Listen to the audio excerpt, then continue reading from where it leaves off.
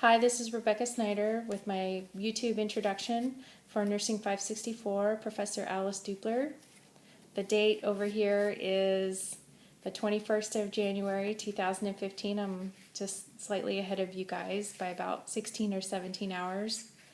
I've been a nurse for 6 years almost this June. I graduated in 2010 with my BSN from WSU in Spokane, Washington. I am a Washington State resident and plan to return there after our stint here in Okinawa, Japan. As of yet, we're slated to be here for about 3 years. I have experience in orthopedics and ophthalmology. I just grew to love ophthalmology when I worked in that field for about 4 years, and I hope to be an adult geriatric nurse practitioner specializing in that field.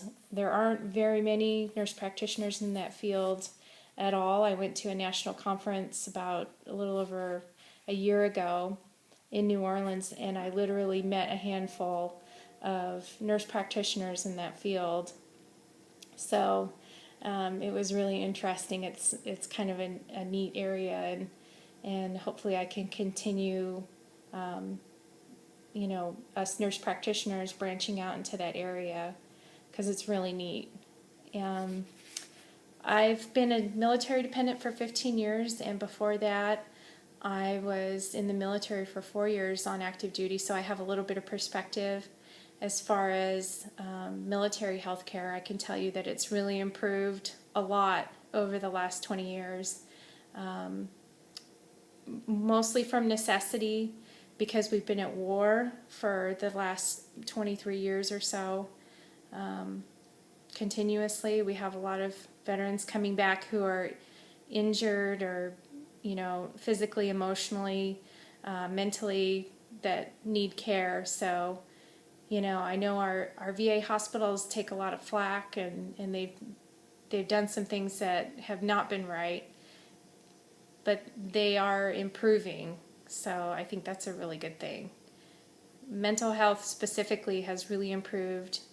There's a lot less stigma attached to it. It used to be that if you went to see a counselor in the military, you were blacklisted. You just, your commander knew about it, your supervisor knew about it, everybody knew about it.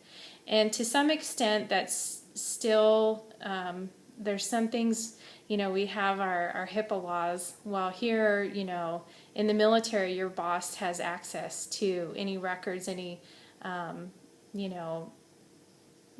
mental health issues that you may be having. They have access to that, which it affects the safety of a lot of other people, so I agree with it. When there's a lot of other lives at stake, and when you're talking about national defense, there's a reason for that.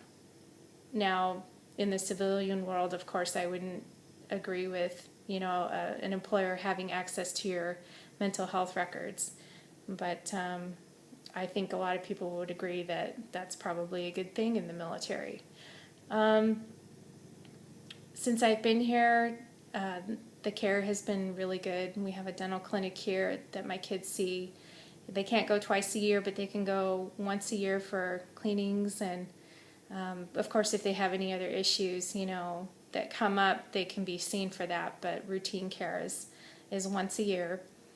The PCMs I've been impressed with so far. It used to be, if you had anything wrong with you, anything at all, it could be something not even related to an inflammatory issue at all, and they would prescribe Motrin for you, in 800 milligram quantities per pill. And now it's really different. They don't focus on that as much. In fact, the care that I've witnessed, with my kids is one that, they try to, less is more. They really have more of a holistic approach to medicine in general, and it's really nice to see, especially as a nurse practitioner, since I may be doing clinicals in these facilities. So all in all, I think it's a good sign. So thank you. I hope you enjoyed my presentation. and you learned a little bit about me and the military a little bit. So have a good day.